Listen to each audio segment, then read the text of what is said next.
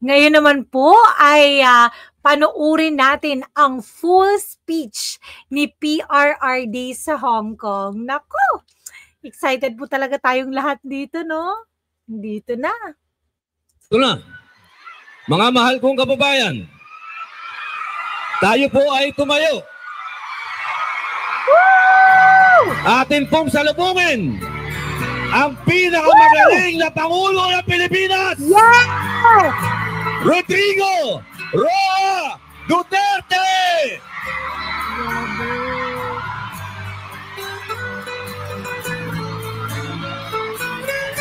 Pinakamagaling talaga. Duterte! Duterte! Duterte! Duterte! Duterte! Matanda na talaga si Tatay Diggs, no?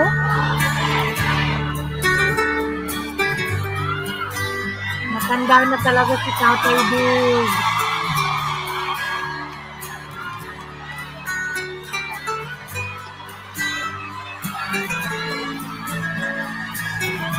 Grabe.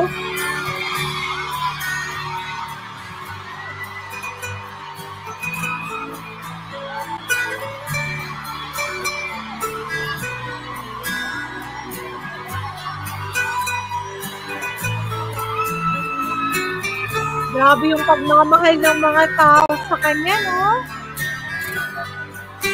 Wala talagang makakatalo. Magandang hapon ho sa inyong lahat. Alam niyo, I do not know if you still believe in me.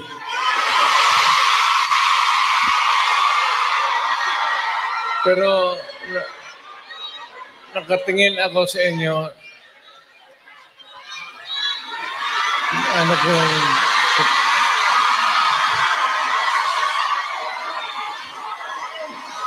na dapat magkita-kita tayo doon sa ating bayan. Grabe, no? Umiiyak talaga yung mga tao, no? Naiiyak tuloy ako. Ano ba yan? Grabe. Ayan. Kaya lang sa sitwasyon natin ngayon, kailangan talaga pumunta tayo sa ibang bayan maghanap buhay. Pero sa akin, the fact that malayo kayo sa pamilya ninyo,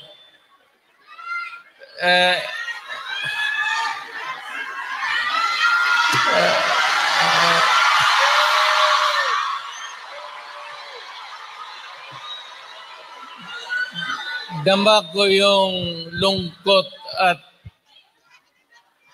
alam ko yan. Kasi ganoon rin ako noon. Almost 3 years sa labas ako nagtatrabaho. Well, nagtitraining para pag sa connection ko sa pagka-abogado. Grabe yung iyak ng mga tao, no? OFW. Yan ang pinakamasarap na magkikinig ako. OFW, mabuhay kayong lahat. Grabe, no? Umiiyak talaga yung mga tao. Pag nakikita si PRD, pag nagsasalita siya, alam mo, grabe talaga yung pagmamahal ng mga tao sa kanya eh. Grabe. At ang mundo dapat magpasalamat na merong mga Pilipino na magpunta dito sa kanila, sa ibang bayan, para magtrabaho para sa kanila at para sa atin, makaipon ng pera para sa pamilya natin. Kasi, well, you know, could take about 7 to 10 years bago mawala itong sitwasyon natin na ganito. But in the meantime, that we are not really ready economically to provide opportunities na trabaho para sa lahat, then I said, napipilitan tayo dito maghanap ng trabaho para sa ating mga pamilya.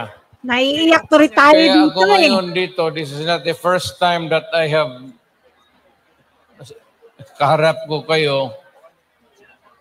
Tanggapin na lang natin kung ano ang nasa...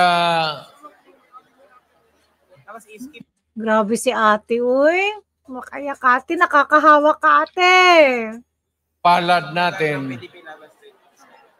At magdasal tayo na yung pagod ninyo ngayon dito ang makinabang ang mga pamilya ninyo at ang mga anak ninyo. Mabuhay kayong OFW. Kaya yung lahat ng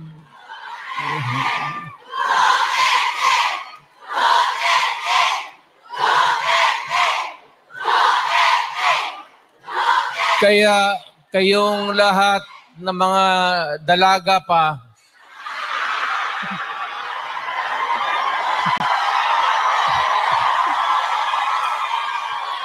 ilan ba kayo? Matagal pa naman ako dito, 1 buwan pa. Pakasalan ko kayong lahat para lumigaya kayo at magkaroon ako ng maraming pera.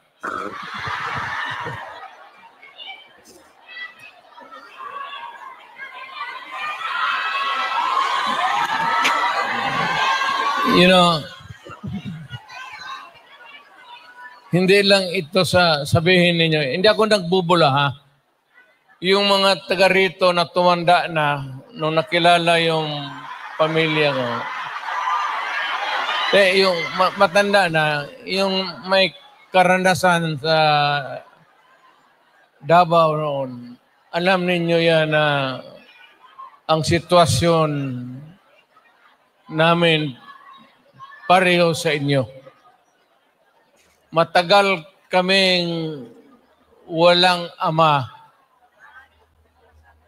kasi abogado siya.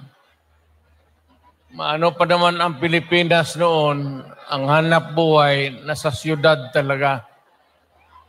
Ang abogado walang silbi dyan pag sa barangay. So, ganun na-experience namin ako, na ang tatay ko, iniwan kami sa lolo pati lola ko at ang tatay ko nagtrabaho sa labas. Ganon, sa labas ng probinsya. So, damang-dama ko talaga yung buhay ninyo. Huwag na yung kalungkutan. Huwag na yung, kasi that's reality. Ginusto man natin sa hindi, kailangan talaga maghanap buhay. So, huwag na masyado yung mga sentimental na Basta dito, punta tayo dito, nagtrabaho. At nandito kami, pinsan, napasyal ako, kasama ko ang anak ko. Saan ba si...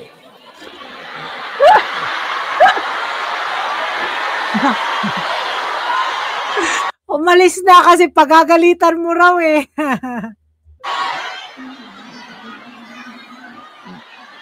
May anak ba ako dito sa labas sa inyo?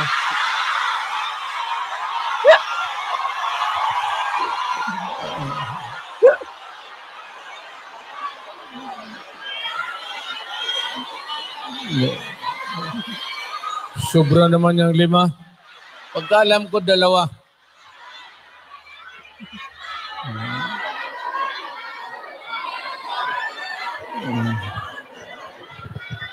Saan ba pamilya ko?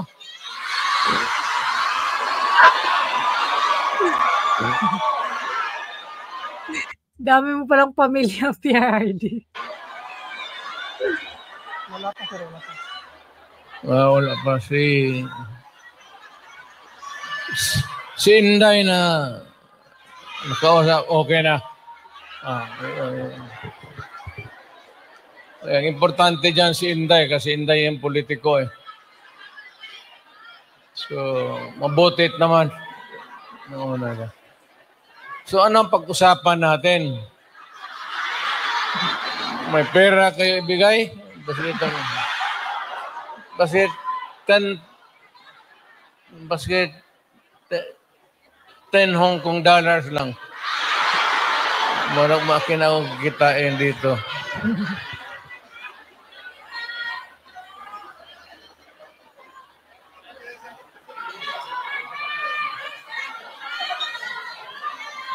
Sunod punta ko dito, magministro na ako. Kasi pagtapos ng usapan natin, give, kayo lahat. Well, ang problema natin sa Pilipinas ngayon, hindi na kasing bigat noon. You know, you'll have to be patient with government. It is not at all times maganda. Minsan, ang gobyerno may kapalpakan. Ang akin lang, well, of course, kasi from the outside na ako, na makikita ako na yung ganito, yung seldom na tinitignan ng tao, ng Kongreso, na masilip lang man kayo kung ano ang kailangan, not only dito sa Hong Kong, but all over the world, Filipinos who work there because they have to. Correct. Dapat talaga no, masilip man lang ng gobyerno. Grabe, walang pakialam eh. So, ang akin, nagpapasalamat ako. Ang una-una, yung tulong ninyo sa economy ng bayan. Correct. At second, yung social order. Yung problema na yung mga anak natin makapag-aral ng husto. Correct. Kaya naman ako nakita ninyo na patong-patong ang kaso ko. Sa totoo lang, baka ang balita ko, may warrant daw ako pag... Hindi, totoo. Yung sa ICC or something. Matagal na akong hinahabol ng mga putang ina.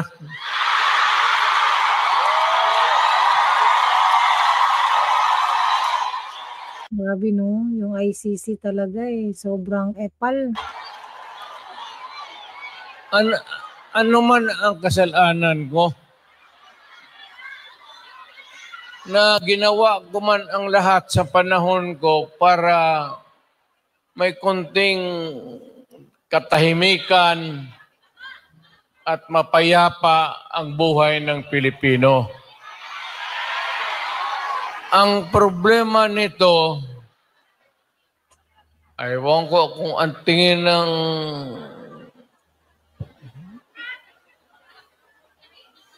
Ako raw yung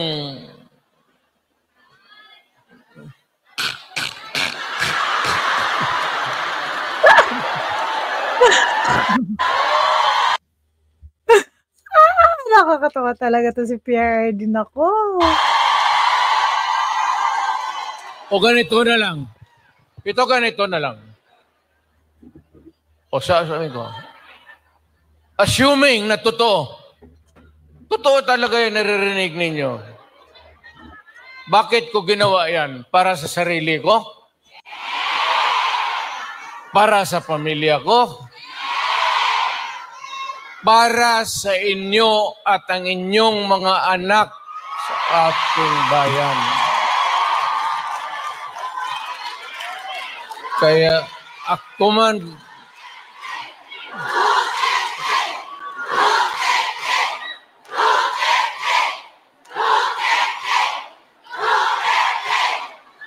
ang higiin ko na lang sa inyo, total, kung ganito man talaga ang swerte ko sa buhay, okay lang, tatanggapin ko yan. Wala tayong magawa hulihin tayo kung ikulong tayo. Kaya lang, meantime, mag-contribute kayo, bas kayo $5, $10, para paglabas ko sa presuhan, pagawaan ninyo akong monumento katabi ni Rizal. Si Rizal may hawak na libro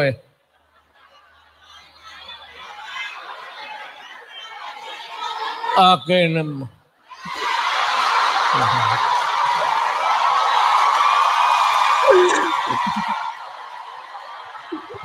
Kaya bakit? Tumahimik ba ang bayan natin kung Pilipinos hold up dito, hold up. Wala nang ginawa ko ini. Tayong mga ayaw ng gulo, napipilitan tayo to confront evil because nandyan sa harap natin. Sino ba naman gustong pumatay? Putang inang yan.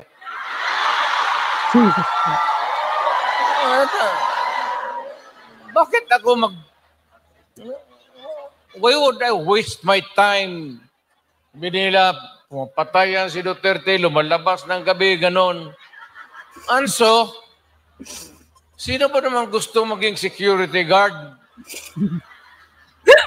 Na ang kinuha ko, law. So, Correct talaga, no?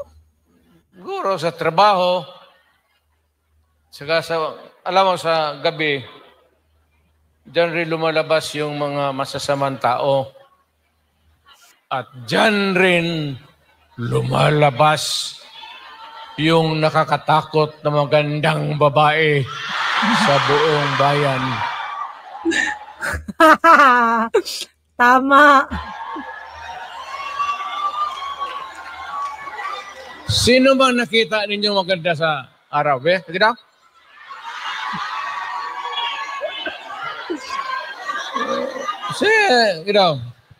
Sa araw. Yung nagtatrabaho, patay ng basket, na mamalinggi. Pero pagkagabi, makita mo, lumalabas. Mga anghel. Gising na. Ang mga demonyong putang inatulog na.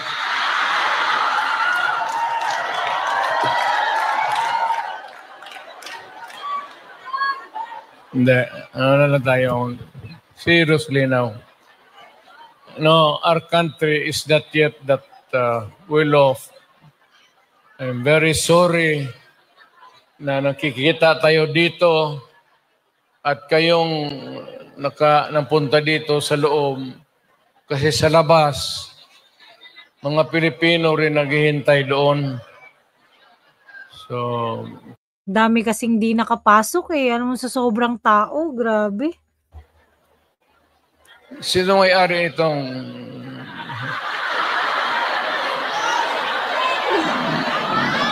Mahinang klase. Siguro contribute lang tayo. Gawa natin third floor. For exclusive use. Para every Saturday makita-kita tayo.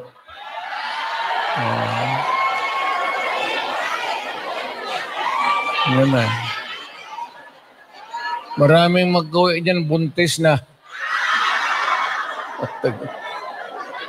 Yung mga dalaga.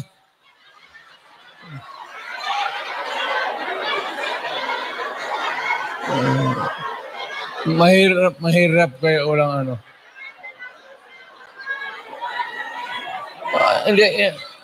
hindi ako mag-survive ng buhay na walang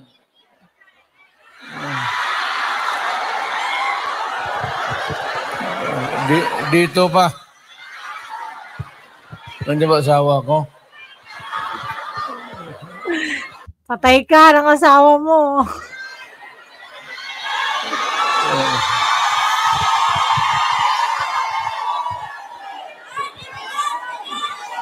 Well, ganito yan. We were not really ordered, but maybe it was a form of an order.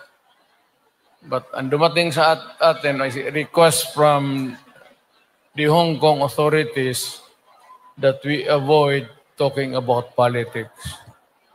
Ako wala naman akong no plans to talk about politics. It's too early.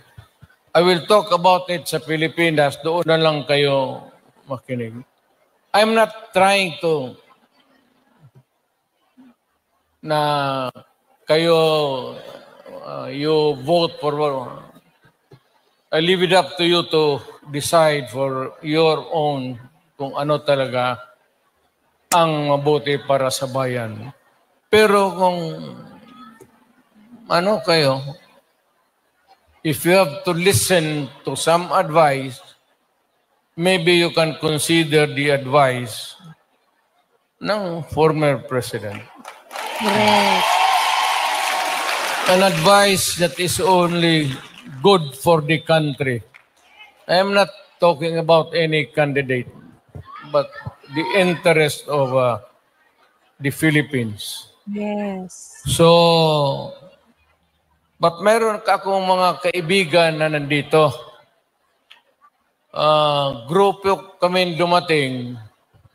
I happen to promise sana nga yung wala pang asawa ko.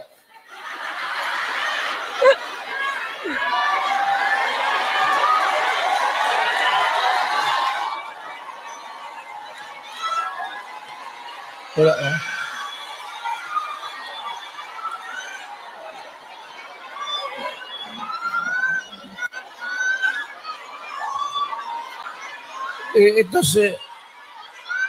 Ito si Hanelet kasi ang asawa ko overseas worker niya. Yung asawa ko ngayon, yung una kong asawa, wag na yon. Nanay ni Inda yun, medyo problema tayo. Alam mo yung nanay ba ni Inday? Tisayan. Tapos nakita ko yan sa aeroplano, stewardess eh. So, hinanap ko kung saan yung bahay. Doon sa Monteverde, doon sa Davao. Pasok ako sa mga bahay-bahay doon, nakita ko ang gaga. Nagalaba. Sabi ko, maganda ito Tapos sa hagdanan ako sa kabilang, sabi ko, Miss, labandera ka?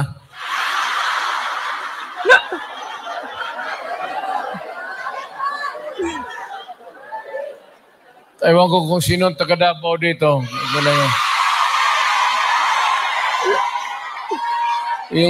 Yung hagdanan nila may nung nahalata ng nanay si Puring, mother-in-law ko, inilipat yung aso doon sa hagdanan. Tang ina, hindi ako makaakyat. Kaya hiningi mo eh. Ano na yan yung anong tawag yan? Pukpok sa Bisaya.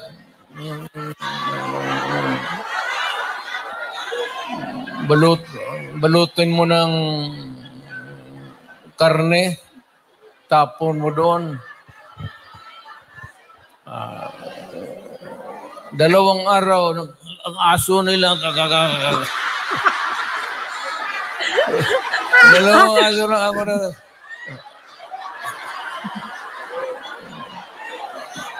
Tangina mo. Nung namatay, kasi yung nanay ni Elizabeth may puesto sa bangkiruhan. Mga damit. Kaya, yun. Ito naman si Elizabeth. Mahaba ng istorya. Pero basta tinanan ko. Dinala ko sa Digos. Kasi nung na high school ako, nag-abot ako ng Digos. 7 years ako sa high school eh. Grabe no, 7 years high school. Siguro ano to, drop out ako. Kung hindi mo mapasok sa eskwela. May graduate school na doon. Umabot talaga ako ng Digos, putang ina. Doon na ako nag-graduate. Sa bagay, sa totoo lang ha, hindi ako nanggayabang.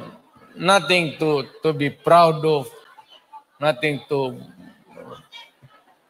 Alam ba ninyo, ang presidente ninyo, 7 years high school. Oh, taga Davao, mayroon ka alam. Tignan mo, sinong mahusay sa lahat? Kasi nag-aral ako ng matagal sa high school talaga. Tinapos ko ng 7 years para ma-master ko yung buhay. Grabe palusot, no? Grabe.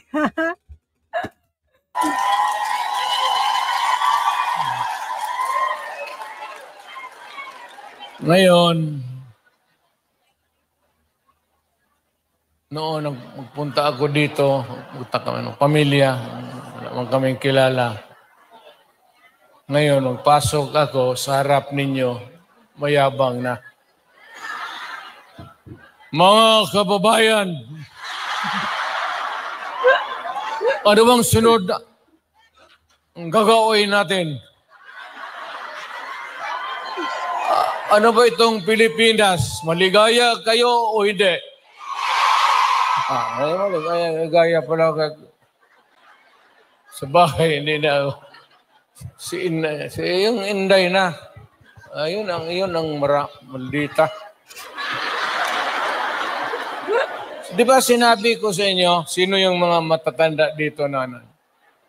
Di ba sinabi ko sa inyo, maliit pa yan si Inday. Sinabi ko na sa inyo, maldita yan, bantay kayo. So, nakita nila nagbugbog ng pulis. Hindi lang yun. Hindi, yung nakita lang ninyo sa TV, maraming binugbog yan, mga driver namin, pati buang talaga yan si Inday. Pero kung yun ang masunod sa inyo, magsunod sa akin pagka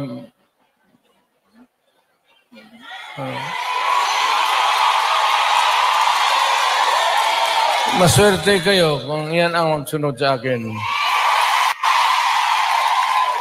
Kasi malapit na tayo talaga sa gira. Mamili kayo ng kalaban. Hindi, mano yan si Inday. Bright, smart, pero mainit ang ulo.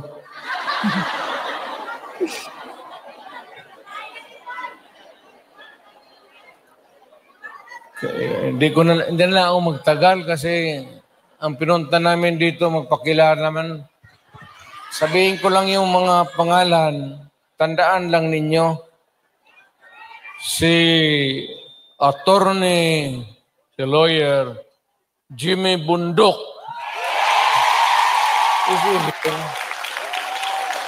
Ayan, nandito pala. Then we have General Philippine Constabulary ito. PPC. General Ronald Bato de la Rosa. Hinuli ng pulis. Pulis yun, uli nila. Tapos ang sunod, patron ito. Patron ito. Yung iba may mga medalya pa. Si Christopher Bongo. Saint Christopher. Senador para.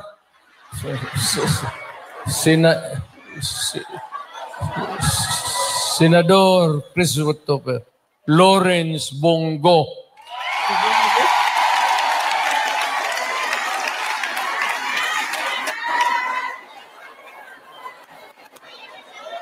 Ito yung si Bongo, noon for the longest time nakikita ninyo, Mayor ako, ito yung aide ko.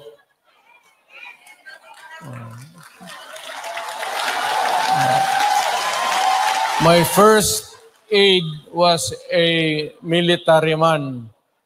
Si Lieutenant, si Jimboy. Kabarkada niya, namatay. Tapos sabi niya, kung wala pa akong kapalit, many years ago, nag-volunteer siya. Sabi ko, sige. Pero Mausay, Senator Bongo. Pero walang ito bright ito. Bright talaga ito. Chinese Ang check, magkwenta ito sa yung mga finances namin, gano'n. Hindi na magamit ng calculator. Dito lang. Putang ako nga, 1 plus 1, 3 na.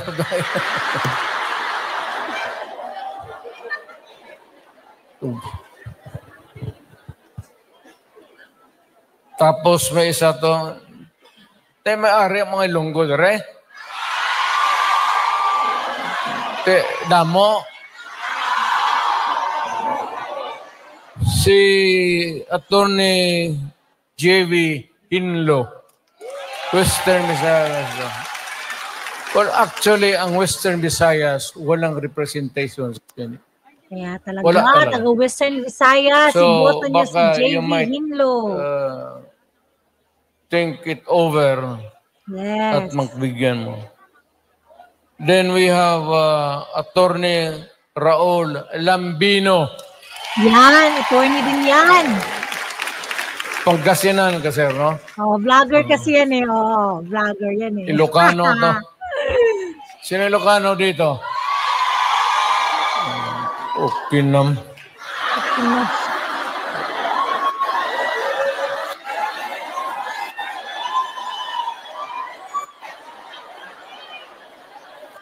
Ang sunod si Rodante Marcoleta. is a very decent man.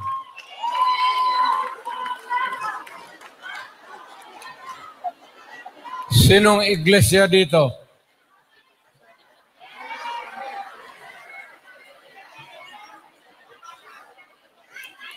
Kandidato natin yan, ha?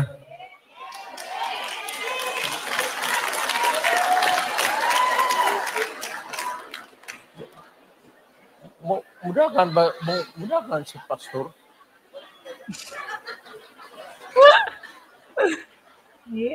Kibuloy na daga. Si Pastor Kibuloy Mayor nasa study.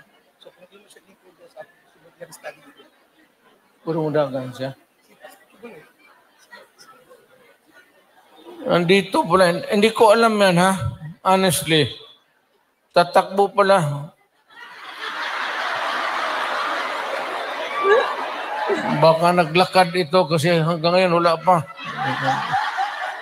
Di ba siya yung kaharap ninyo palagi? Pastor Apollo Kibuloy.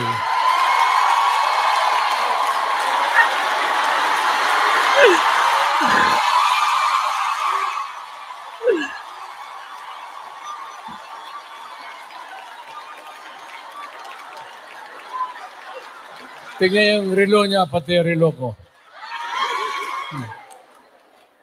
Pareho.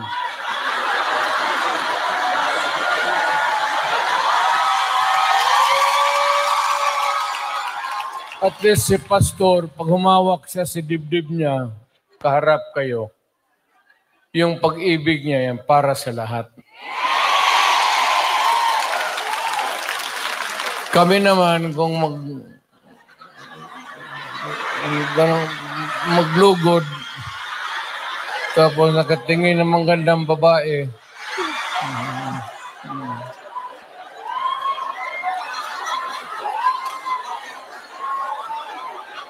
Nga. Pero yung mga gano'n na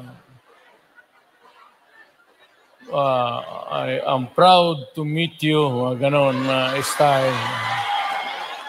Pero yung mga gano'n, tapos huwag yan. Huwag na yan. Ang sunod si Attorney Vic Rodriguez. Yan. Attorney Ito, Vic mahusay lang. Mahusay talaga to. Yes.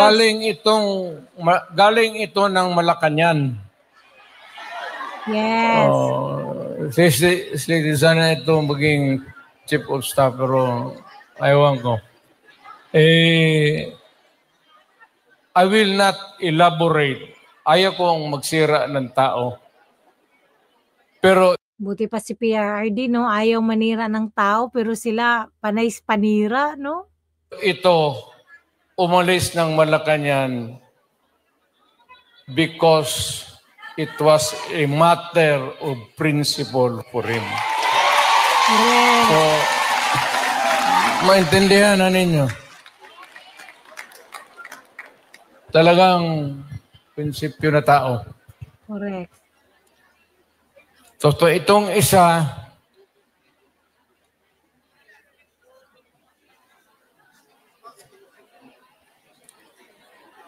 gusto mo magdagdag ito ng babae sa buhay niya.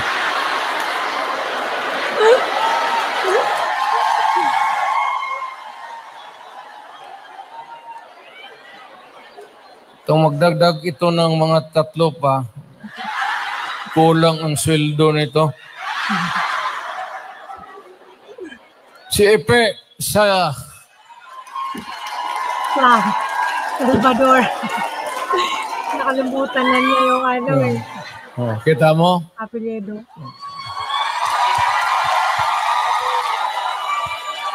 Basta yung magganyan-ganyan. Oh.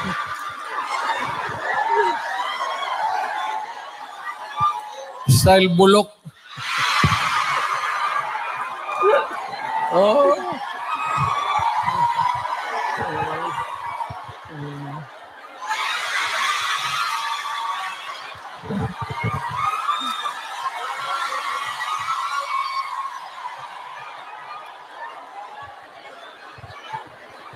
Totoo. Ang mali ako, Willie, na kilala. Tapos, ibig mag-handshake, mag-ganun muna. Hindi ka naman Diyos. Ginagawa ka lang ng...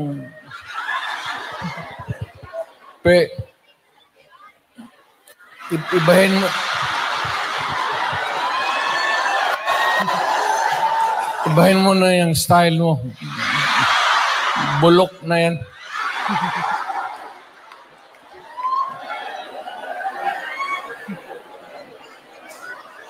Tapos may idagdag kami, kung sakali lang. Total makatulong ito. Ibig sabihin, kung sumubra kami sa numero 8, but taga Davao kasi ito. Correct. At hindi naman namin mapigilan kung tumakbo. Nandito, hindi ko naman hiyain. So, isasali ko na lang rin baka. Doktor ito. Pero ang balita ko, mga 8 na pasyente niya namatay na.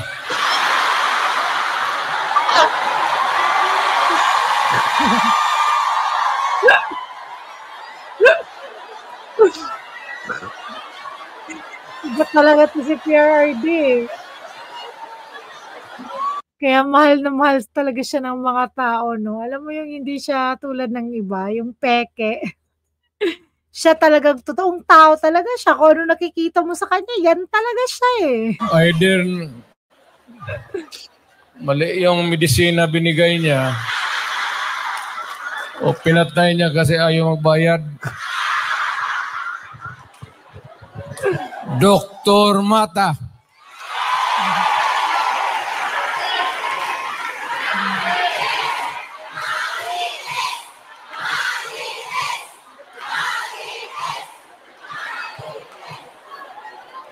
Kumpiyansa kayo niya. Sa totoo lang sa lahat na mahiya lang ako sa lahat na binasa ko, at least 2 lang ang 3 ang medyo matino dito.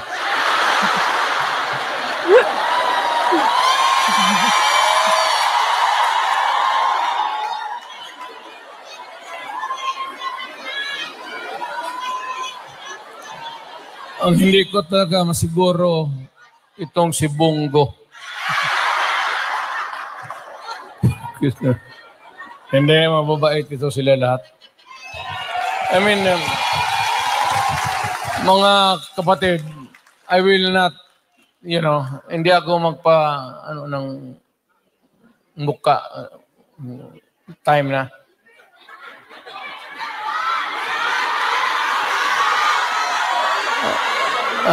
Ikaw yung manager dito? Ito yung mag-protocol mayor na si Robin Padilla sa dito ko ibang. 20 minutes pa, 20 minutes pa, 20 minutes.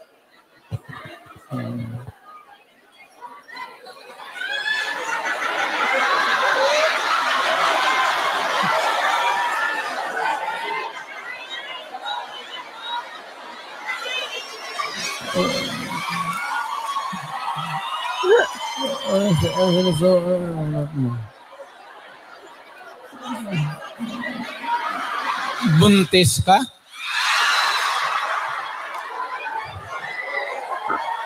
Imposible naman. Surat mo ulit.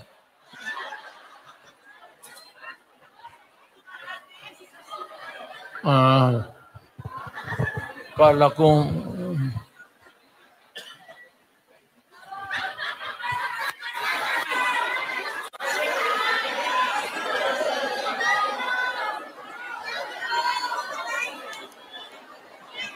tayo talaga itong babae. Kaya ka litsi-litsi yung buhay ko. Paski ng presidente ako. Dahil sa babae. Kasi maraming bisita dyan sa Malacanang noon. Tapos may makita ako babae na maganda. Unahin mo yon. Bakit magreklamo mo? Yeah. Pinabuntisan ako ng gwardiya mo sa... Tangina. Dito tayo sa party list. Si Harold Duterte. Alam mo, I have not, hindi ko na nakilala itong, nandito.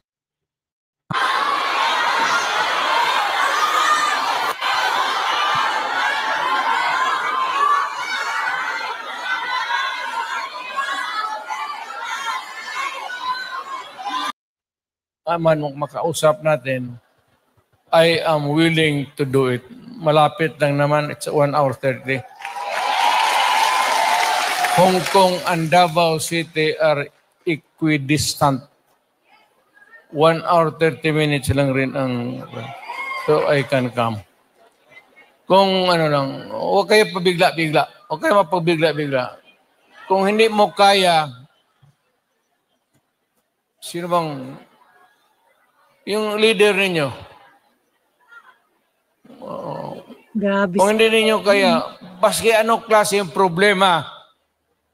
Kung hindi na ninyo kaya, tawagan ninyo ako. Wow, grabe. Tatawagan daw siya no ng mga OFW kung merong mga problema. Wow, grabe. Kung may problema ka sa asawa ninyo, iwan, putulin natin yung utin ng butang ilang nito.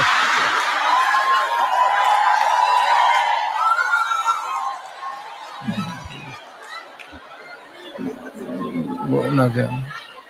Basta, nandyan lang ako sa Davao. Matagal ako nagserbisyo. I started as a prosecutor. I was doing trial work in court. Then vice mayor for the longest time. Alam ko ang basta alam ko. Okay na to.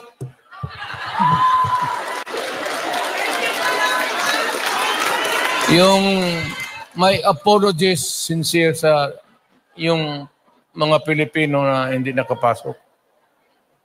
Kindly extend to them my... Wala tayong magawa. Hindi talaga magkasya.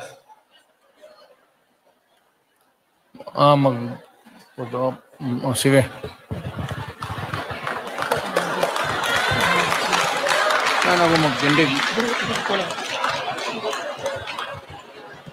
Grabe no, sa sobrang daming tao, alam mo yung maraming hindi nakapasok talaga.